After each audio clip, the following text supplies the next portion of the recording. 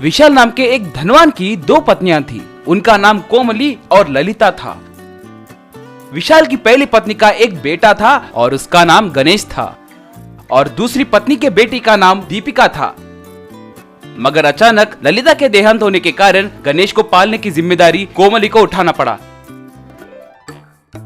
एक बार कोमली अपने पति से, ओ जी, घर के सारे काम मुझे ही करना पड़ रहा है। अपनी बेटी का देखभाल करना है और उसके साथ साथ आपका भी ख्याल रखना है। आप तीनों को देखने के लिए मुझे समय बस नहीं हो रहा है। मैं गणेश का देखभाल नहीं कर पा रही हूँ, मुझसे नहीं हो पाएगा। नहीं देखूंगी कहे तो कैसे री, उसका ख्याल कौन रखेगा? वो सब मुझे पता नहीं, मैंने अपनी समस्या बता दी है, बस बाद में आपकी मर्जी। विशाल तब गणेश के पास आकर, क्यों रे, मछलियों का व्यापार कैसे चल रहा है? सब अच्छे से देख रहे हो ना? सब अच्छा चल रहा है पिताजी, मगर हमारे तालाब के बीच में वो बांस के लकड़ियां क्यों हैं? मुझे कुछ समझ नहीं आ रहा है। वो लकड़ियां इस समय के नहीं, वो हमारे दादाजी के जमाने के हैं। हमारे दादाजी उन लकड़ियों के मदद से तालाब के अंदर जाकर थोड़ी देर रहकर फिर बाहर आ जाते थे। तालाब के अंदर क्यों जाते थे पिताजी? पता नहीं रे, वो किसे पता। वैसे भी उस तालाब में क्या होगा। एक दिन कोमली, ओ जी, हमारी बेटी अब शादी करने लायक हो गई है, इसीलिए इसे देखने के लिए आने वाले सब तुम्हारी जायदाद कितनी है कहकर पूछेंगे। मुझे उन्हें हमारी जायदाद कितनी है कहकर बताना तो पड़ेगा ना, इसीलिए पहले से ही पूछ रही हूँ, मुझे कितने हिस्से का जायदाद दे रहे हो? अब बंटवारे की क्या जरूरत है री? ओ जी, मेरे इज्जत का सवाल है, आज फैसला होकर ही रहेगा। छी, तुम कैसी औरत हो, कुछ सोचे बिना ही बात करती रहती हो। ठीक है, हमारे सिर्फ वो 10 एकड़ की जमीन और 3 एकड़ का तालाब है, बस। तो फिर वो 10 एकड़ का जमीन मुझे ही चाहिए और वो 3 एकड़ का तालाब मुझे नहीं चाहिए। उसे तुम्हारे बेटे को लेने के लिए कहो। पूरा जमीन तुम ही ले लिए तो कैसे री? वो अपना घर कहाँ पर बनाएगा? कम से कम 1 एकड़ की जमीन तो उसे दो। ओ जी, अगर पसंद है तो दो, नहीं तो पूरा जमीन उसे ही दे दो। विशाल तब विवश होकर उसकी बात मान लिया।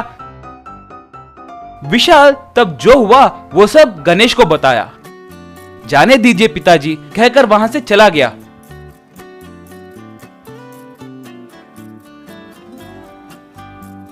और अपने 3 एकड़ के तालाब के किनारे पर बैठकर गणेश उन बांस के लकड़ियों की ओर देखते हुए, दादाजी हर दिन तालाब के अंदर क्यों जाते थे? एक बार पानी के अंदर जाकर देखता हूँ, सोचकर पानी में कूदा। गणेश तैरते तैरते अंदर गया। वहां उसे सोने का बैम्बू हाउस दिखा। उसे चमकते हुए देख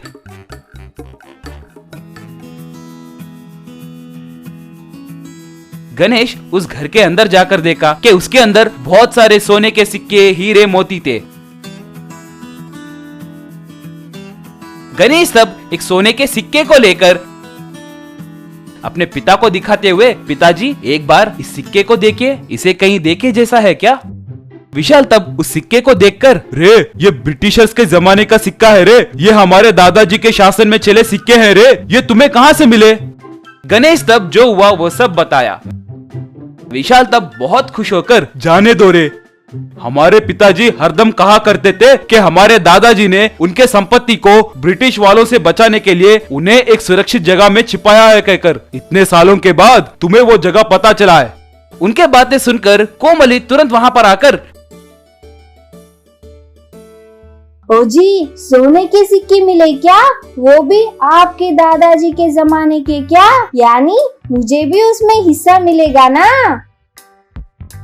चुप रहो, गणेश के उस 3 एकड़ तालाब से तुम्हें कोई संबंध नहीं है कहकर तुमने ही कहा था ना। उस तालाब से, तालाब के पानी से और उस तालाब के अंदर मिले सोने से तुम्हारा कोई संबंध नहीं है। जाने दीजिए पिताजी, इतनी सारी संपत्ति का मैं क्या करूंगा, मेरे बहन को ही दे रहा हूं ना कहकर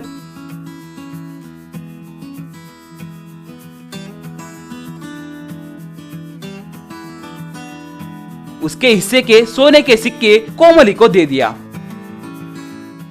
यामिनीपुरा कहकर एक गांव है। वो गांव ज्यादा प्रतिशत जंगल में था, इसलिए बहुत हरा भरा रहता था।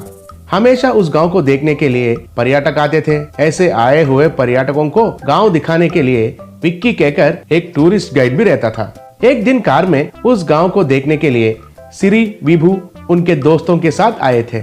उस कार को एक जगह में रोका और उधर एक आदमी को बुलाकर, ए बाबू, इधर इस जंगल को दिखाने के लिए एक टूरिस्ट गाइड है ना, उसको बुलाओ। जितना पैसा चाहिए उसके मुंह पर फेंक देंगे।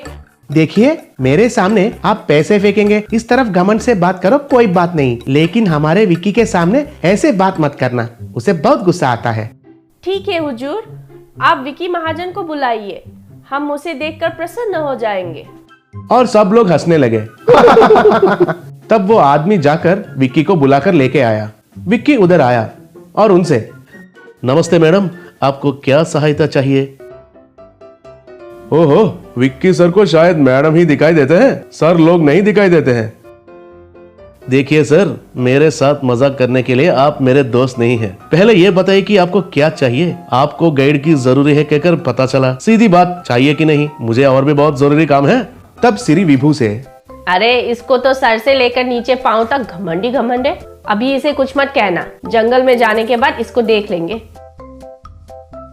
देखो विक्की, हम जंगल देखने के लिए आए हैं, गाइड के लिए पूछा तो तुम्हारा नाम सुनाई दिया, दिखाओगे क्या? जरूर दिखाऊंगा मैडम, इस गांव के आने वाले अतिथियों की मर्यादा करना हमारे गांव की संप्रदाय है। चलिए आपको जंगल दिखाता हूँ।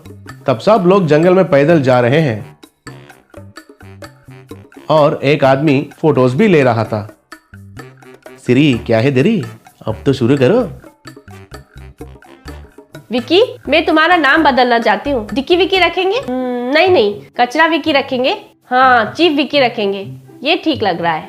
तब सब लोग चीफ विक्की, चीफ विक्की कहकर पुकारने लगे। मैडम, आपका इरादा मुझे समझ में आया, लेकिन आप ये मत भूलिएगा कि आप एक जंगल में हैं। हम ज्यादा आवाज करेंगे तो इधर का भाग और शेर को सुनाई देगा और वो इधर आ जाएंगे तो मैं भी आपको नहीं बचा सकता हूँ। क्या बाघ और शेर के नाम से हमें डराना चाहते हो? उनको इतना सीन नहीं है और तुमको भी इतना सीन नहीं है। ए बाघ, हिम्मत है तो तुम हमारे सामने आओ, देख लेंगे तुम या हम। आओगे?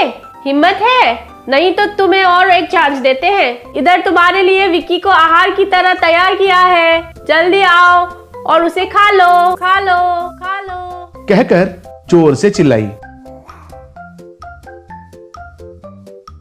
अब एक भाग उधर दहाड़ते हुए उनके सामने आई। उस भाग को देखकर सब लोग घबरा के कांपने लगे। तब विक्की सबसे, भागो भागो। सब लोग डर के मारे भागने लगे और भाग उनका पीछा करने लगा। आखिरकार वे लोग जैसे भी उस बाघ से बचकर एक पेड़ के पीछे छिप गए थे। तब विक्की उनसे, ये आपने क्या कर दिया है मैडम? आप उस भाग को बुलाए, वो एक मैन ईटर है। आज रात के लिए हमें यही रुकना होगा। हमें जिंदा रहने के लिए एक ही एक मार्ग है और वो बैम्बू हाउस है। वो बैम्बू हाउस बहुत ऊंचाई पर बनता है और भाग उधर तक नहीं पहुंच सकता है, लेकिन उसके लिए 1 लाख रुपए खर्चा होंगे। क्या करेंगे? क्या 1 लाख रुपए? हाँ मैडम, ये बैम्बू हाउस को इधर का जंगल का लोग बनाते हैं। उनको सब कुछ मालूम है कि आपने भाग को बुलाया और उससे बचने के लिए आपको बैम्बू हाउस की जरूरी है, इसलिए वे लोग हमारे जरूरी के हिसाब से डिमांड करते हैं। जितना भी खर्चा होने दो भाई, हमें जीवित रहना है, यही काफी है।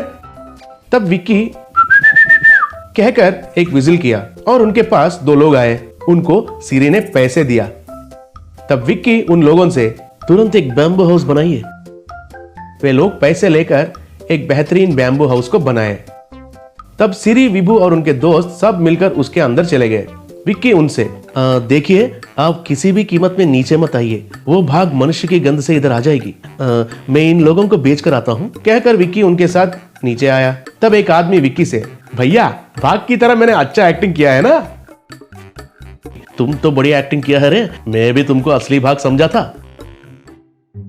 भैया, ऐसे घमंड लोगों को तो ऐसा ही करना है, तुमने अच्छा किया है।